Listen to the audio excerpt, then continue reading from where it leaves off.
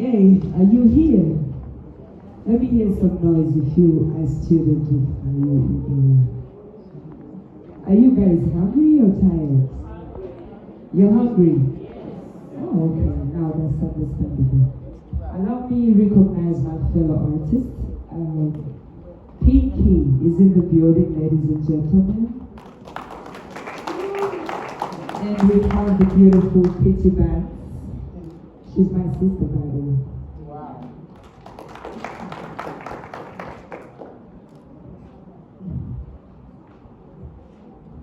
Hi, good morning.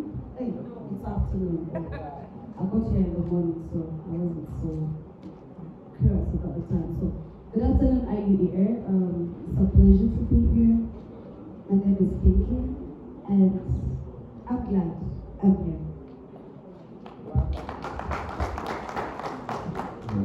Hi guys, good afternoon. You guys are hungry now. My name is Pretty Banks, and I'm so glad and happy to be here for my sister. You guys look so great.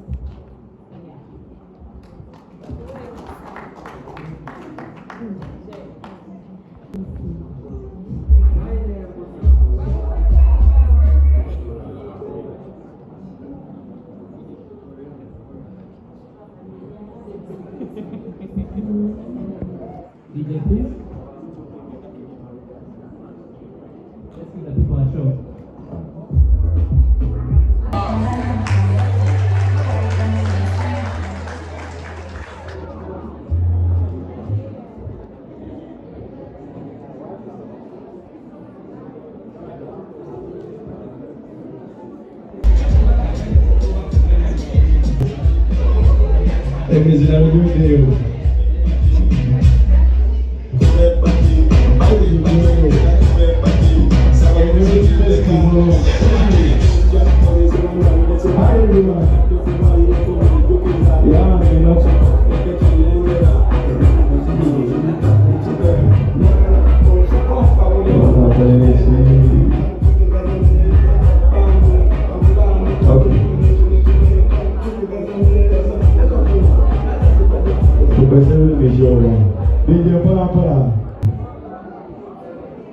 Hi everyone. Should we use English?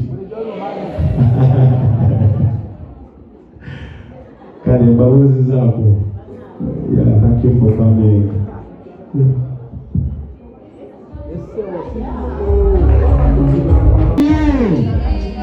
Festival.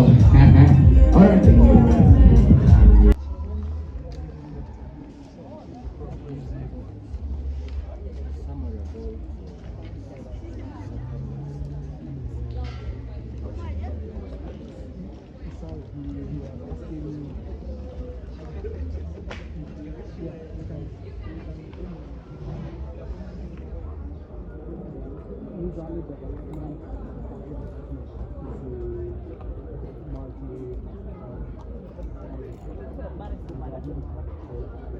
Irizaako tuli ku kyolunaku olwaliiro tusooke ne nalo Base bane banyabo balabisizaako Wulira tuli wano ku East Africa for the International Youth Festival, and it's all about culture, music and tourism. Buli muvubuka yeeyo mwagala kwettanira mu bintu nga byemmenyemenye, feel free to reach out to East African University or me or hashtag International Youth Fest 2024 and reach out to me.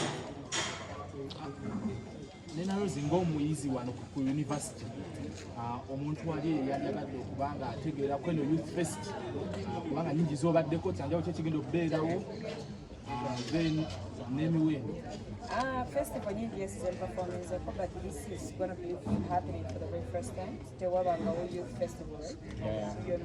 So we're privileged to be the first to bring it to the youth, and we're looking forward to having a good time. Omukulu Sebo tuyanjulira amannya go then ngero tutangazaamu ku festival.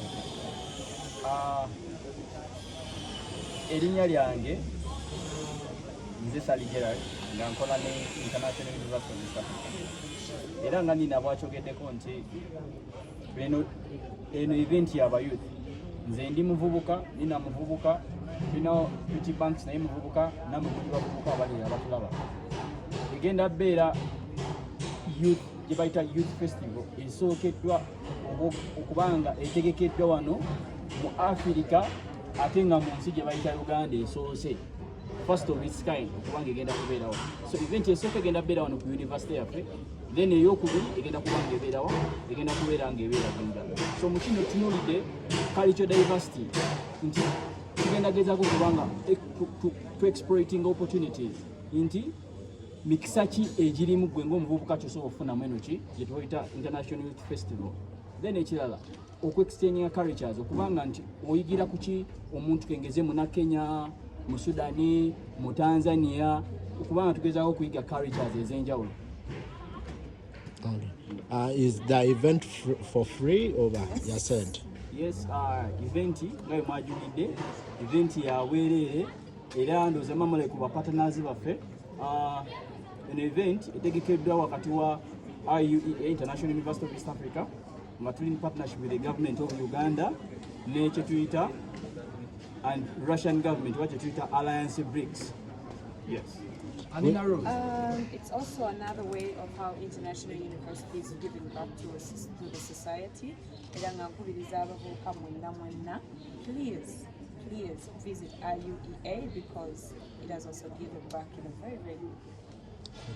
Tukulaba nga ogenda beera kweno fest aye tukimanyi nti oli muyizi wano owaye obeera oddiza kuba ndi oba ogenda kusasulwa naye era si kibeera okubuuza ate nga sinze nzekka I've managed to bring Pretty Banks with me and she said yes, it's a blessing. We have Kookie ate bano nga be bayimbi abawaniridde abavubuka. I'm grateful to them. Pretty Banks tubuuzeeko babuuzeeko bali nyinyi nacho nongerako omaze okubuuza kati ngambi mwasibye mutya oba musibye mutya. Anyways, hi guys, my name is Pretty Banks elanga ndi musanyufu okubeera wano. I was invited by my sister and I'm so humbled and grateful to be here. akasista ako mu ndongo basista bya ddala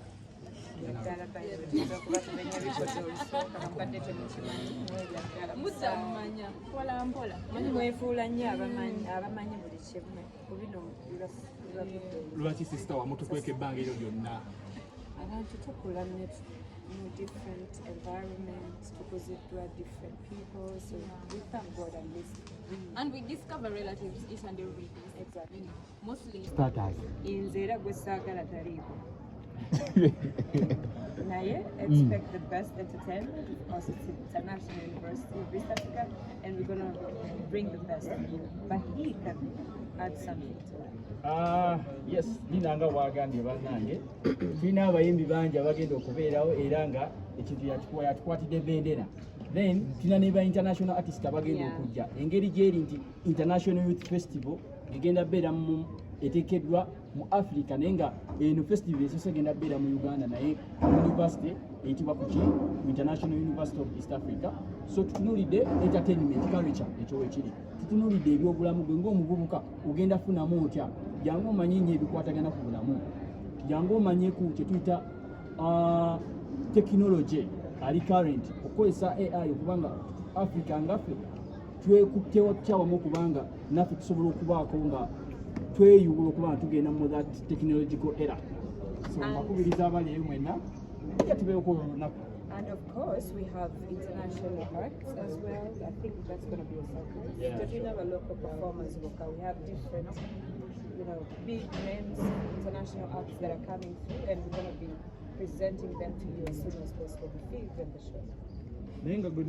tuyinza obaleetera David oba Wizkid mutukwate mpola ne Rihanna tusobola omuleeta bayirawo nga mutusanyusizza nanti Pinky ayingiddewo kakati Pinky Nina Rose abadde wano nga atugamba nti yaselectinze abayimbi abagenda okuba nga bayimba mugenda kuyimbira abaana basomero naye nga tetukumanyi nnyo mu ttaaki yakubuulirira abaana tebagibonga embaati wangi abaana tebagibonga embaati mbaati ki gye twogerako